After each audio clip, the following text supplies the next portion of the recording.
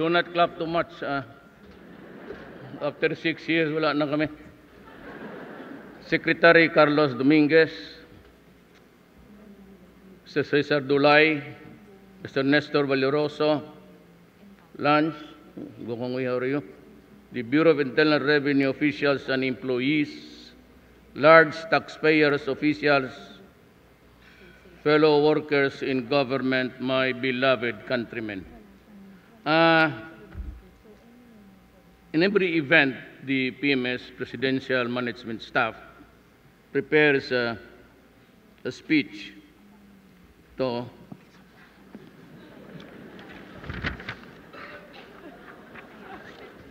dalawang minuto to, uwi na tayo.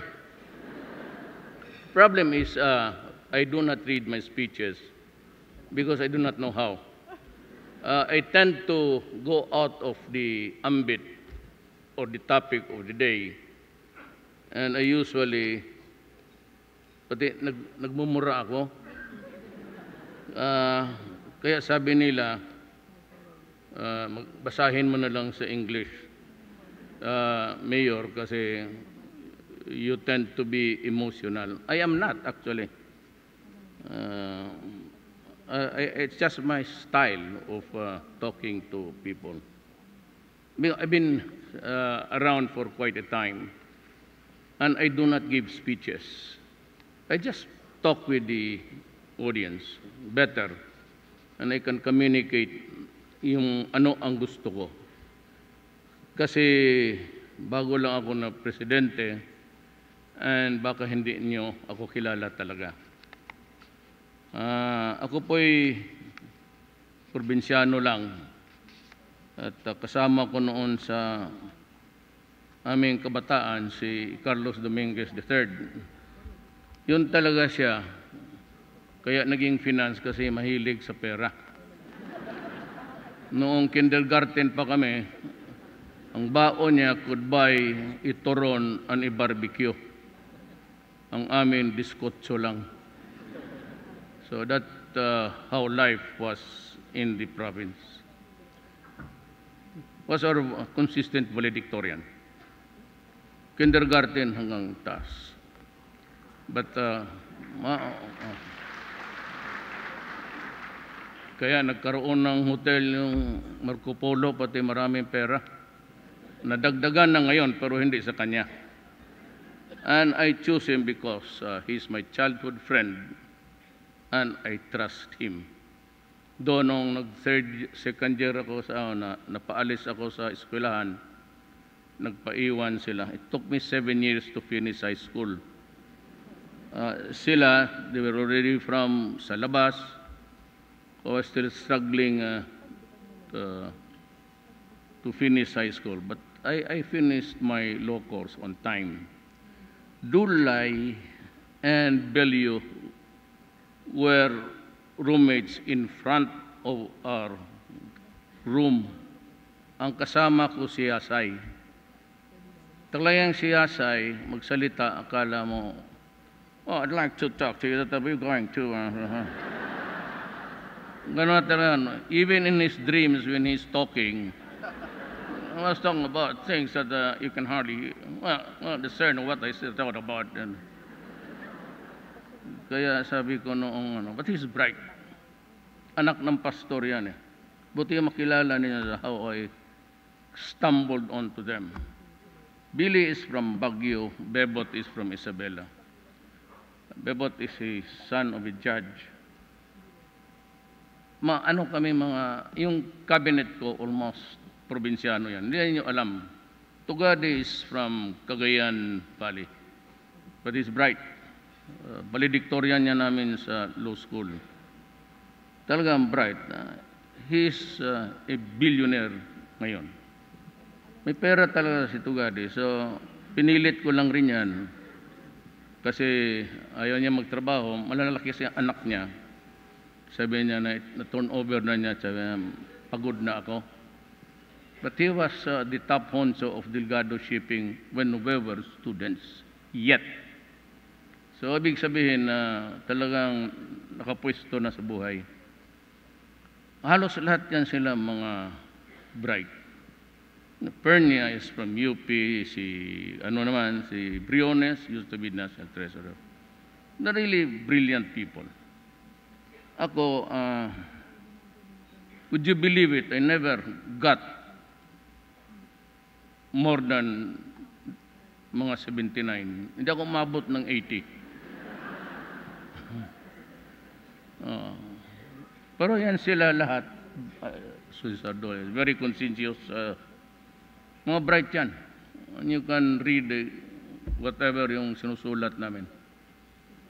Pero yung sa awa naman ng Diyos, ako yung 75, 76, okay lang naman kasi nakatapos rin.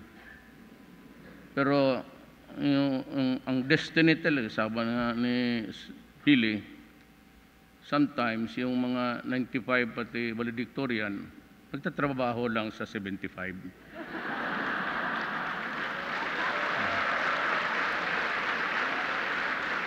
Ganon lang ang buhay. Wala akong, totoo yan, marami, kilala ninyo ako, marami kayo dito. And even the military, Manila, George. I have no outstanding achievements to present to you. Wala pagyabang na ano. All I have is a common sense. A strong one, maybe. A horse sense, maybe. Yun lang ang pagpatakbo ko. But I have... I hold it as an article of faith. Nung na-mayor ako, na if I cannot improve the law and order of the city, there can never be any development or progress that can happen. And Billy used to work there sa Alcantara. Para lang magbarkada-barkada kami noon, in Davao. And I told them that na pipilitin ko to. We must have order and we must have peace. Otherwise, I would consider it a failure sa aking pagka-mayor. Though I coasted along for 23 years as mayor, then one term in Congress and one term nung panahon na si Inday, yung anak ko, ang naging mayor. Yung panahon binugbog niya yung sheriff. Bantay kayo, na mayor na naman ngayon. So, yun ang alpha ng pamilya. Maldita talaga. So, wala akong ibang pinilit ko. Nandoon kami sa crossroads after the martial law. And I was appointed, I was a prosecutor. And I never wanted to be a politician. And I said that if you want to repay my mother for leading at least one of the leaders of the Yellow Friday, tatatlo na yan sila noon magmamarcha dyan sa Davao noon. 3, 4, 5. But sabi ko kung if she means anything to you at all, sabi kasi ng nanay ko ayaw niya. Sabi ko ako, from a prosecutor, judge na lang. Kasi ang income can release, I can send to my children to Manila to study. Pero kung sweldo lang ng prosecutor. So when I became OIC Vice Mayor, I was just saying that after this stint, you might want to place me in the judiciary. But would have wanted to join the Sandigan Bayan. But fate nga, I quarreled with the OIC mayor and found myself running against him. And I won. And I never lost an election since then until I became president. So, ganito yan. What I'm trying to relate to you is something konektado sa statement. And my mission dito. Wala akong, I'm not a valedictorian, I'm not an eloquent speaker. I am not faithful to my wife, that is why I have to. I drink even when the doctor says stop drinking because I have a bad case of Barrett. It's esophageal erosion. All the things that the doctor says, sa kabila ako. Kasi pagkatapos ng sumakit, punta ka naman sa kanya. Ngayon yung doktor baski nagalit, pero gagamutin ka. Nung na-mayor ako, started with the criminals. And ang problema kasi yung malala masyado. Because aside from the mga drug lords, everybody who wanted to be known as an anti-communist, yung Alsamasa, was handed a firearm freely. And in the barracks itself, mayroong lathe machine doon. They were producing paltik and giving it to everybody. And of course, it is quite successful kasi lumaban ang tao. They were really maybe dead tired of the abuses of the communists. And ako naman, on a higher level, magkaibigan kami because we share the same horizon.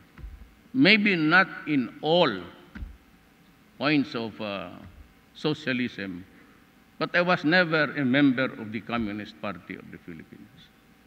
But yung mga land reform, yung mga I was there all the time. And even as mayor, doon talaga ako sa mga tao.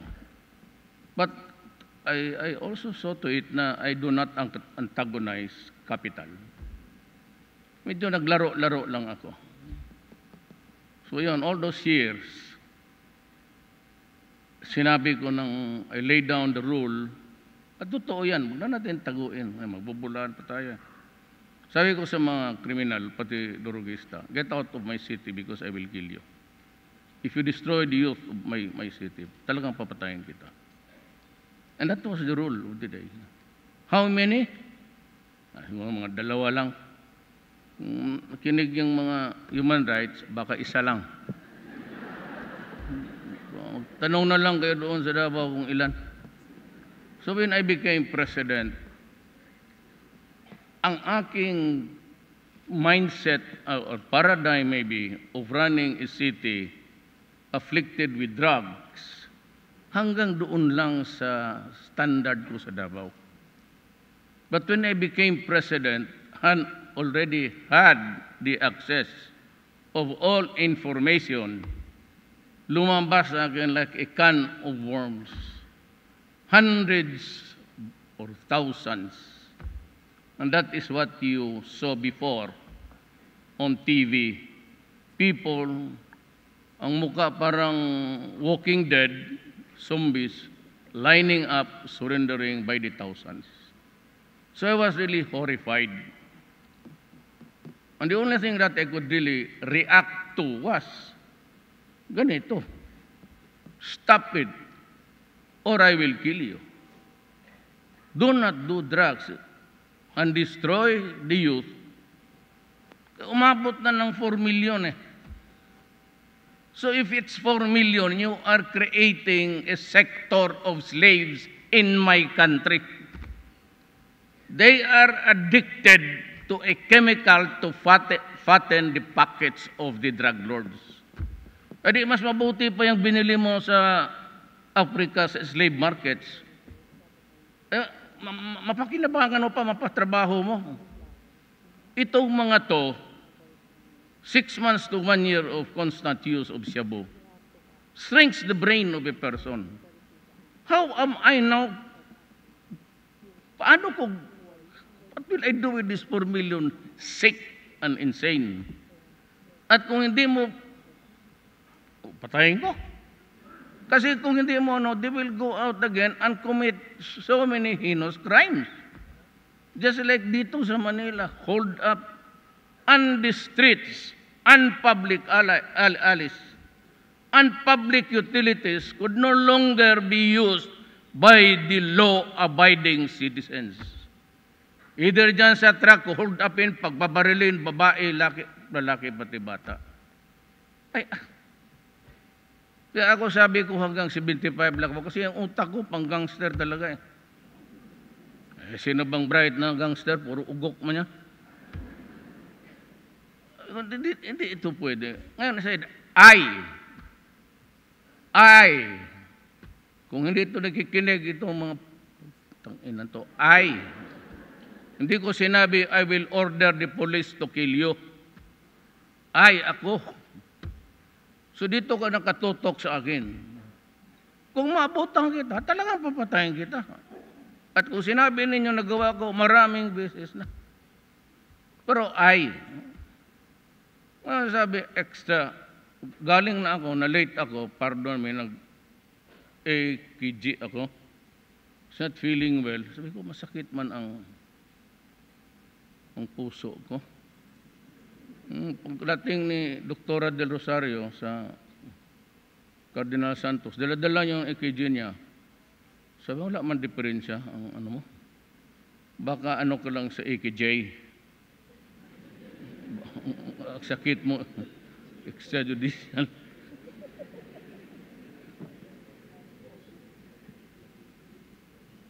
She was called in a snarl sa traffic. Kaya ito. Magbailan nga sana ako, nag-chapter na lang ako kasi I was really like, so first thing first, disorder and crime must stop. I have 5 years, so many months to go. I will try. I will not say that I will succeed, but I will try. Talagang banggaan ito. I'm going to say that takutin ako ng mga human rights doon sa International Court of Justice. I can rot in here, in whatever prison you'd like me to be in. Wala akong pakialam. Ang taong kung ano ang destiny ko, then that is my destiny. You know, nobody dito sa kwarto na ito, do not be offended. Mabuti lang dito kung isa, dalawa bumoto sa akin. Kaya taas yung kamay, be, kasi lamanuhin kita.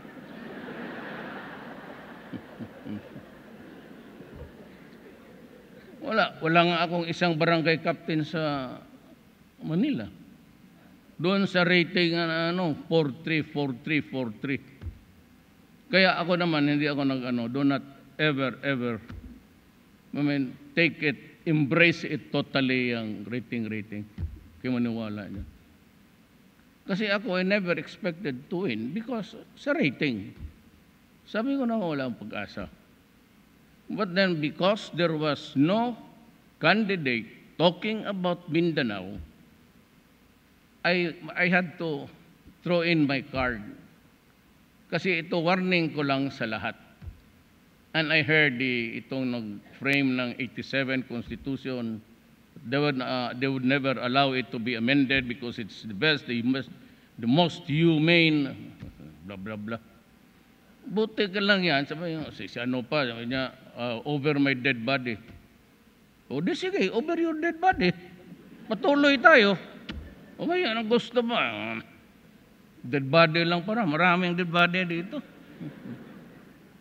You know, if you do not give the Moro of Mindanao the very setup that they think could mean salvation for them. Kung wala iyang federal setup, you will never find peace in Mindanao. And so Mindanao cannot be fully developed because there is war and there is so many fronts. I am facing the drug front, the communist front, and the insurrection in Mindanao. Remember, mabuti kayo nagkita dito, and I'd like to thank you all for sharing this moment with us, an invitation. Para you learn, wag na yung taxes, magbayad lang kayo ng tama.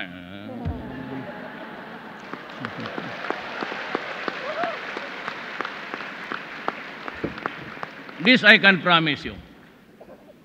There will be no corruption. It behooves upon you to stop it.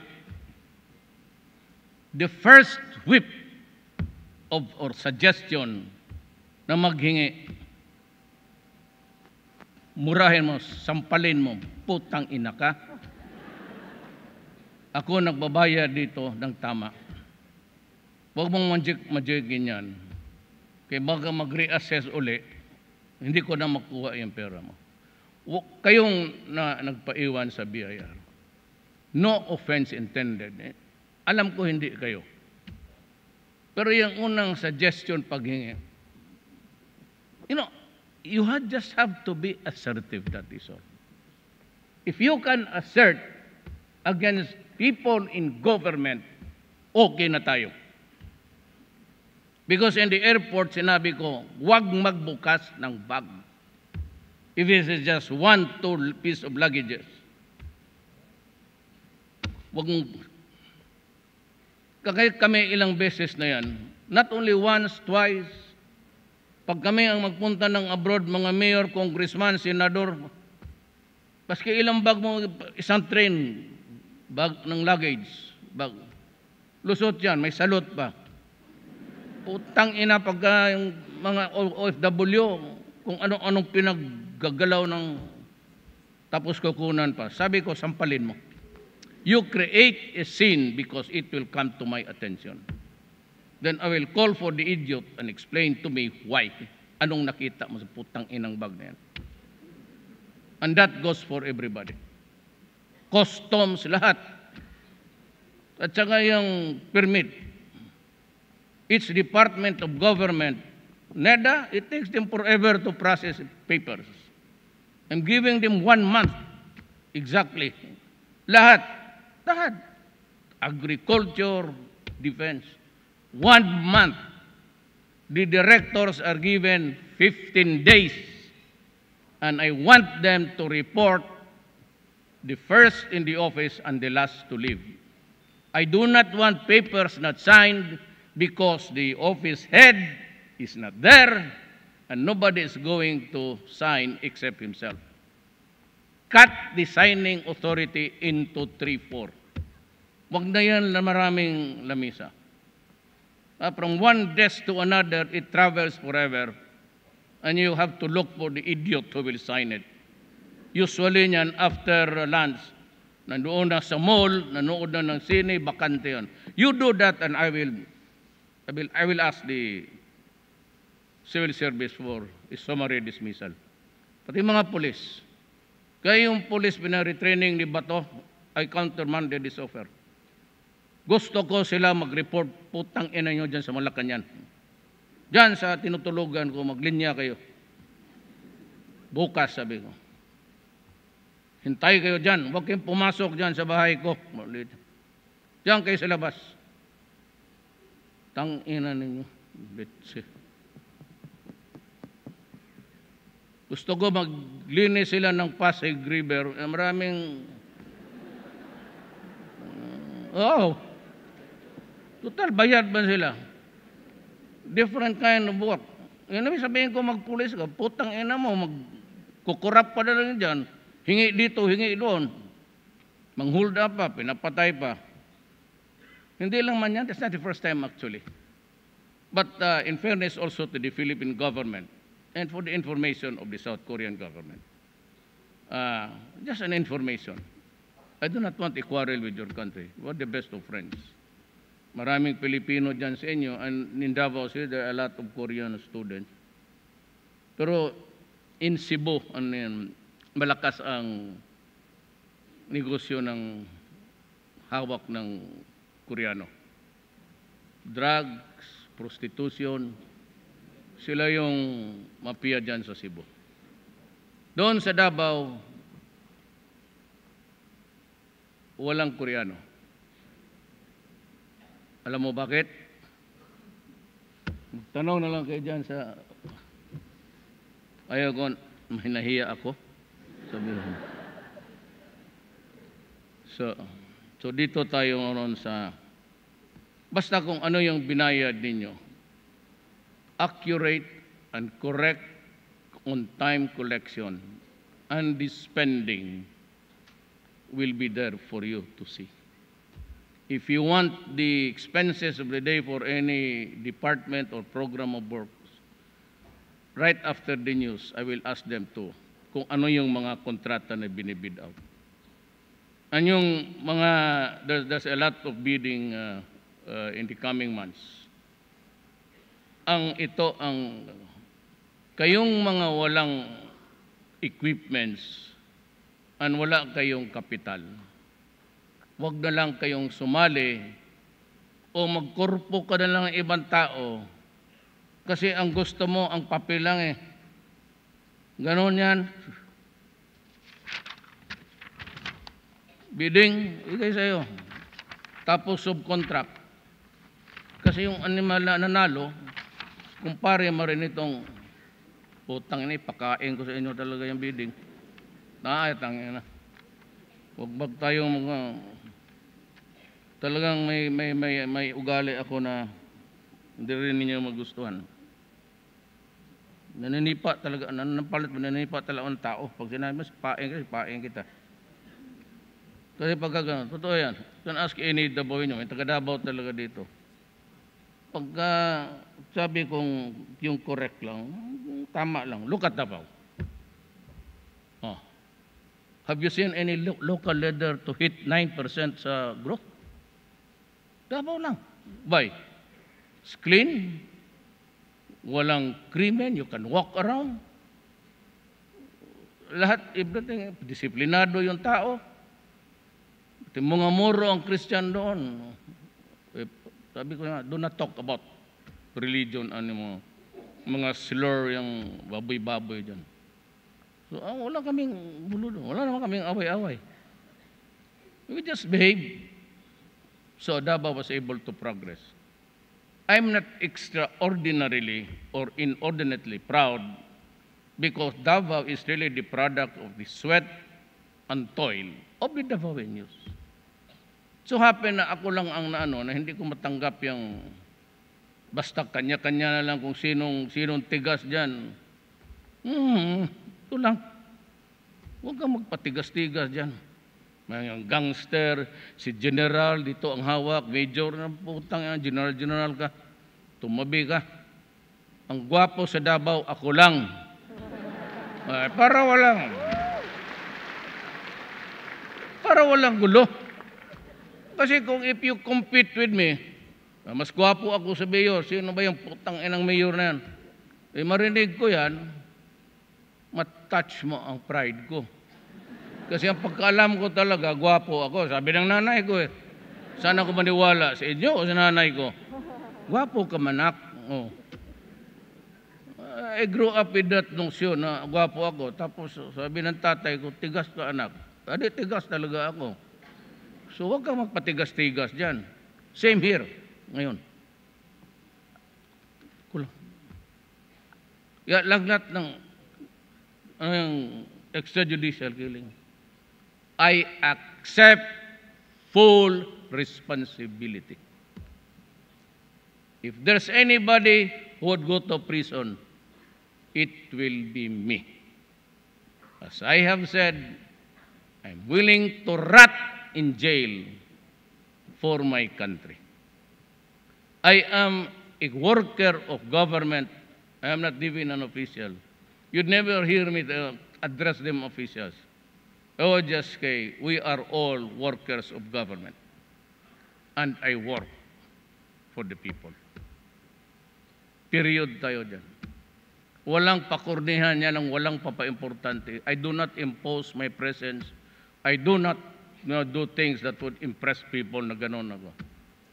So let us be clear on this. For the military and the police and everybody, ako yun. Akin yun. At kung sasabog, kung meron man, akin yan. And you can kill me if you want. But kung takutin mo lang ako, na presuhin mo ako, gano'n, you're wasting your time. Kulungin mo ako, I'm 72 years old. By the time that I'd be through with this term, 76, 77, tumantama lang paghatid mo sa munting lupa, kinabukasan, patay na ako. Sabihin, tingnan mo yung mga kolumnista. May isa pa diyang idyoto na pumunta daw ako ng, you know, this guy, Tatad, he read the proclamation 1081.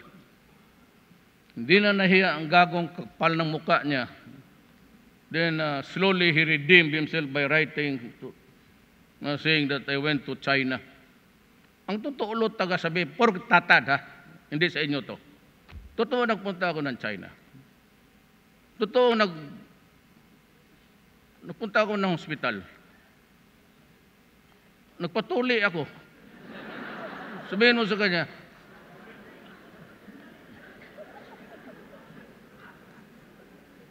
nagpatuli ako ulit eh, bumalik eh.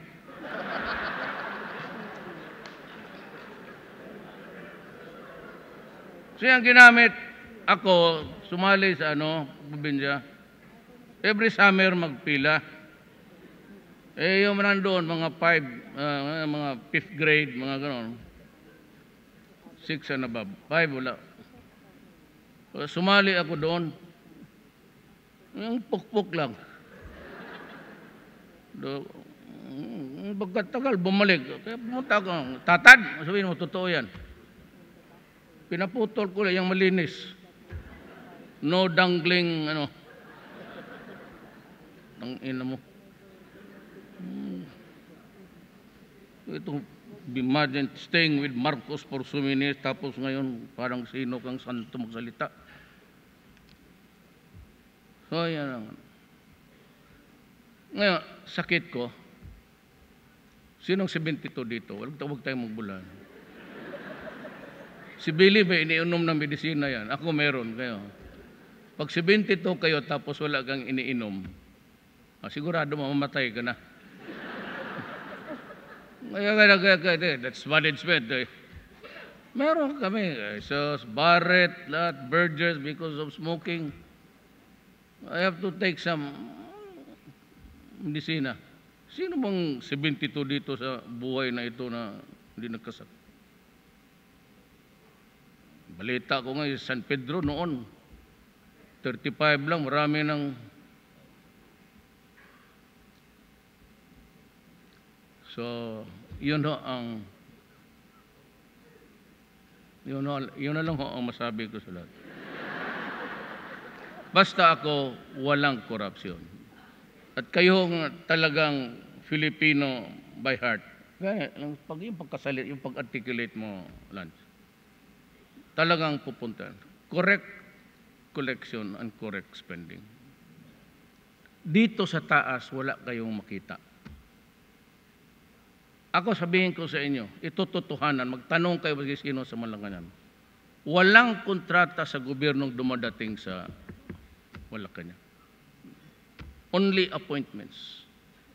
I do not accept for review any nandyan si Andrea, nandyan si George, PSCO. Magtanong ka sa kanila. Noon, dadaan ka sa Malacanang eh. Siyempre, the reason is obvious. I do not have to say it. Wala. Only appointments. At saka yung mga dokumento na, yung sa natin, international relations. I do not. Sabi mo, i-review, mag-okay ang president. Tanungin mo sila. Basta ako, tiwala ako sa PAGCOR, may tiwala ako kay George, may trabaho tayong lahat, just work. And I pray to God that magkaintindihan tayo. Basta ang akin, I just do it honestly. Total, matanda naman tayo, baski bigyan tayo ng pera, hindi naman natin magastos yan. You cannot even travel because you'd hate the long haul. Hindi mo na kaya. So, kayong pagpunta sa Peru, Sus Maria Josep, sige, pagising ko, lipad, pulo ko pag lipad, putang ina, mas buti pa, mahulog na ito. Para, sabi mo, ikot ka ng ganon. I cannot yung sabi nila bakit ako nagpasya. Because we are the host of the next ASEAN Summit. And I have to go to the member countries to sound them off what they want for the agenda. That's why I had to go around early. I was not wasting money. I said, I do not want to travel. But I had to get the input so that we can prepare properly and maybe correctly kung anong pag-usapan natin pagdating nila. That was the reason. Pag sabihin mo na, I do not even, yung aeroplano ko nga, binigay ko na sa armed forces. Use it if there is trouble somewhere to ferry the wounded kaagad. I spent about half the billion sa kanilang. Asa ka makakita ng ospital dito na walang MRI? I was really horrified. So, yung building nila na original, yung drain was...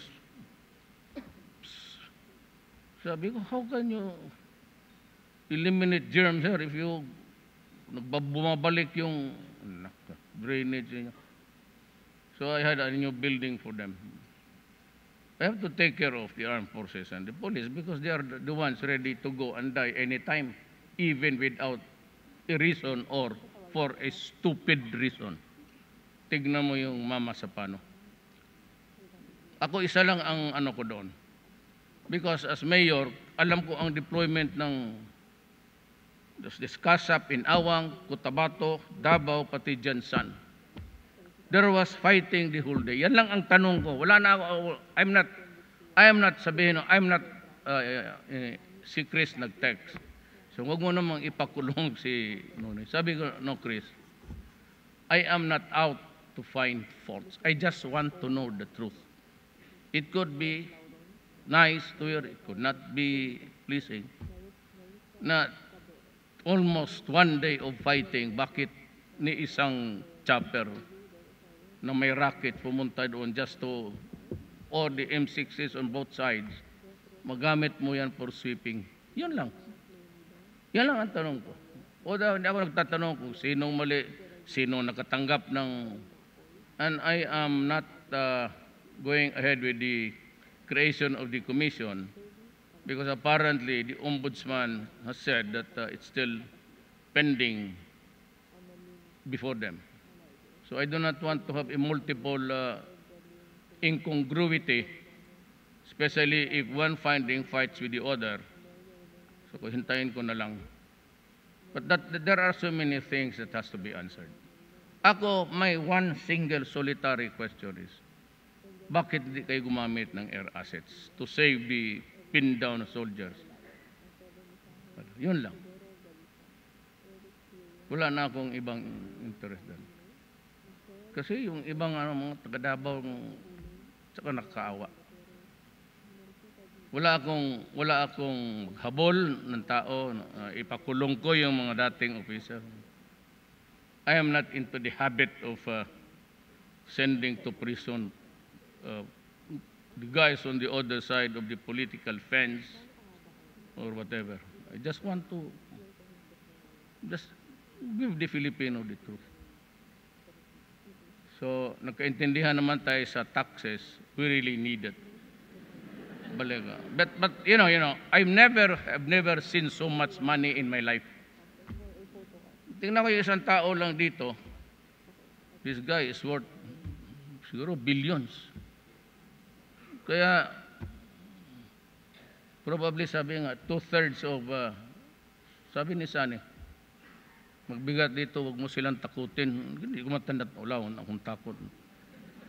Kasi sabi ko, San, ano bang sabihin ko dito sa kanila?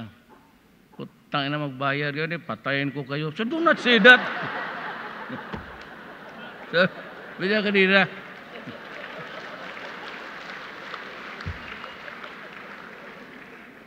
Sabi ko kasi pagpupok ko, what should I talk about? Collection, tapos no amnesty. Okay. Sabi ko sa kanya, kung sabihin ko na lang, utang ina magbayag ng tax, papatayin ko kayo. So, do not say that. Istorya lang man yan. Istorya lang, huwag kayo maniwala. Walang ano yan, walang katotohanan dyan. Hindi naman kayo kriminal. Durugista kayo. O corrupt kayo ng mga opisyal na, lalo na polis.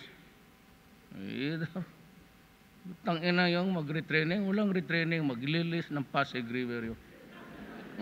Tingnan mo. Pulis-pulisan ka dyan, pulisness. So yan lang po, that is my report to you. Too early to be talking about achievements.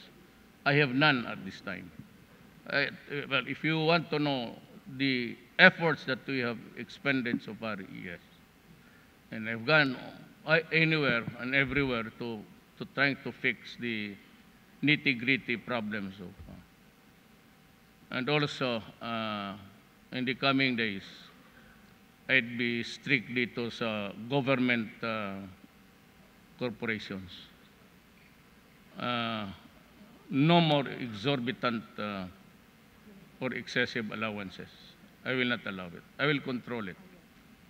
So, ako totoo ha, ang sweldo ko, 130,000 a month. Dalawa ang pamilya ko. Hirap ako. Hindi ako hirap sa unang, but you know, kahit ni Baste, yung si Loverboy,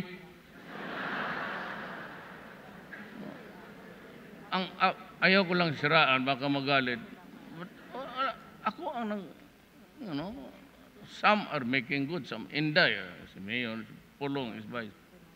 Itong kay Baste, pati yung ibang apo ko, ako ang kaya nga sabi ko na nasasaktan ako nung marinig mo na, love mo, papa mo, mama mo. Mama lang. Yung anak ko si Baste, yung tatay, putang inang Baste, ka nasaan ka? Hindi ko naman talaga alam kung nasaan eh. I took advantage of the national coverage.